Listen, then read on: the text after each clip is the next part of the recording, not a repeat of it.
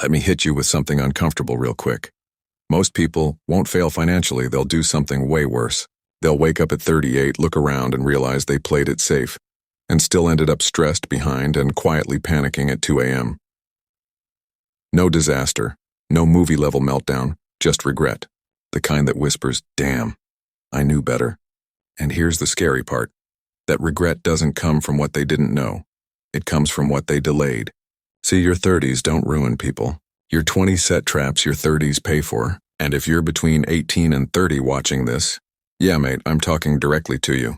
Not to scare you. Okay, maybe a little bit, because fear handled correctly, that's fuel.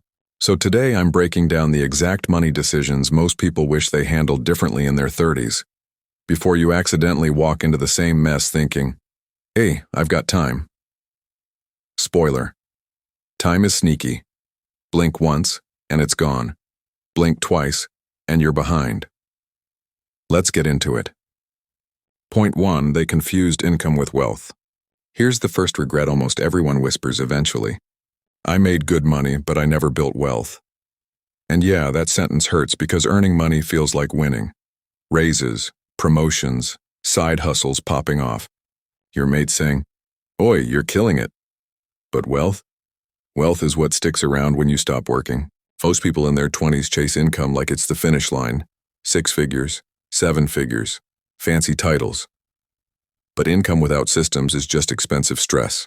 I've seen people earning 120K, 180K, even more, living paycheck to paycheck like it's a bad Netflix series they can't stop watching. Why? Because nobody told them this truth early enough. Income is what you earn. Wealth is what you keep and multiply. In your 30s, reality checks don't knock. They kick the door in.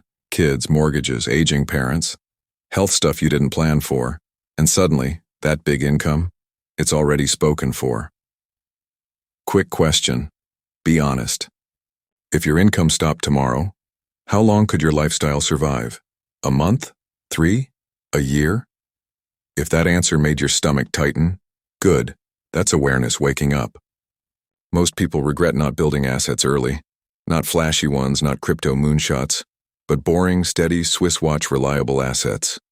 The kind that don't care how motivated you feel on a Tuesday. And here's the kicker. The people who figure this out early, they don't look rich at first, they look boring. Disciplined, almost unimpressive, until 10 years pass. And then suddenly everyone's asking, wait, how did they pull ahead? We'll come back to that. Point 2, they let lifestyle inflation eat their future. Let's talk about a silent killer. No alarms, no warnings, just vibes. Lifestyle inflation. You get a raise. Congrats. So you upgrade the apartment, the car, the brunch habits, the "I deserve this" spending. And listen, I'm not anti-fun. I'm not saying live like a monk eating instant noodles forever. But here's where people mess it up. They upgrade consumption before they upgrade freedom. New money comes in, and somehow it disappears faster than your motivation on leg day. By your early 30s, your fixed expenses are locked in tighter than airport security, rent or mortgage that needs your job, car payments that demand your paycheck, subscriptions you forgot you even signed up for. And now, you can't slow down. You can't take risks. You can't pivot. You're earning well and but stuck. That's the regret. Not that they spent money, but that they spent future flexibility. Here's a spicy thought. What if your lifestyle stayed the same, but your investments quietly grew in the background? That's not deprivation. That's strategy. Norwegian-level calm, German-level planning. Because freedom isn't about what you own. It's about what you're not forced to do. And most people only realize that when it's already expensive to fix. Point 3. They delayed investing because they'd start later. Ah yes, the most expensive sentence in personal finance. I'll start investing when I make more. That sentence cost people millions. Not because investing is complicated, but because time is unfair. Compound interest doesn't clap for effort. It doesn't care about intentions. It rewards who started first, not who started smartest.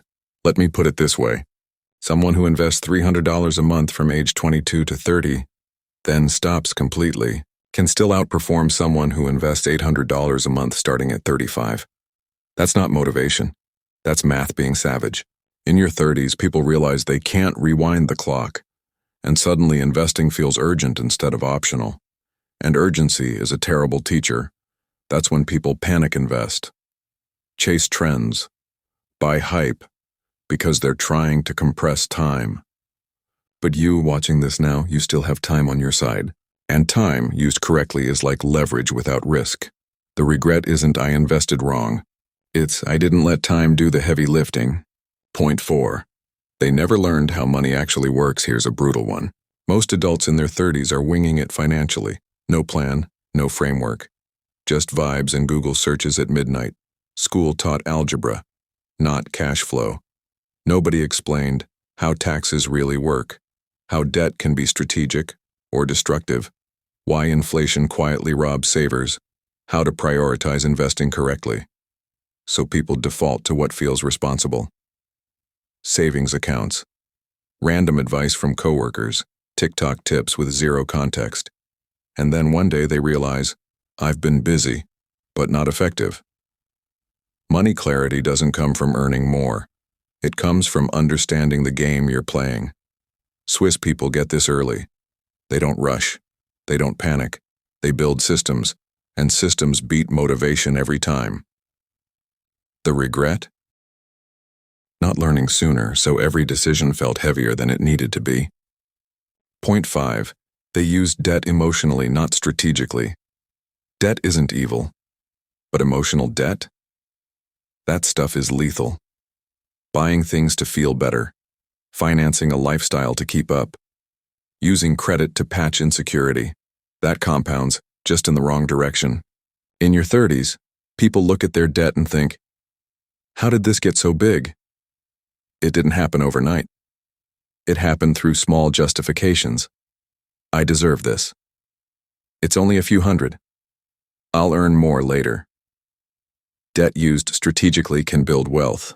Debt used emotionally builds anxiety and the regret, not the debt itself, but not respecting its weight early on.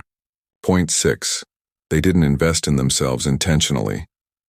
This one sneaks up on people. They invested in gadgets, vacations, status symbols, but not skills, not leverage, not personal growth that actually compounds. In your 30s, your income ceiling starts to show. And the people who regret the most? They realize they plateaued themselves. No high-value skills, no rare expertise, no optionality, just comfort. Meanwhile, the people who invested in learning early, they can pivot, they can negotiate, they can scale.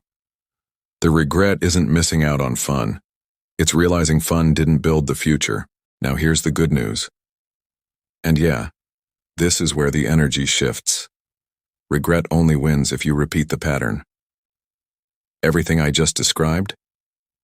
It's avoidable, not by being perfect, not by hustling harder, but by changing the order you do things. Most people don't mess up money because they're dumb. They mess up because they invest backwards. They chase returns before stability, lifestyle before freedom, income before systems, and that's why they feel behind later. But if you flip the order, different outcome, different life. Here's what I want you to realize before this video ends. Your 30s don't punish mistakes. They collect interest on them. And the people who win long-term? They didn't do more. They did things in the right sequence. In the next video on your screen, most people invest backwards. Here's the right order. I break down the exact framework that separates stress builders from wealth builders. Not hype, not theory, just the order that actually works. Click it now. Because future you? They're already watching, hoping you don't scroll past this moment. See you there.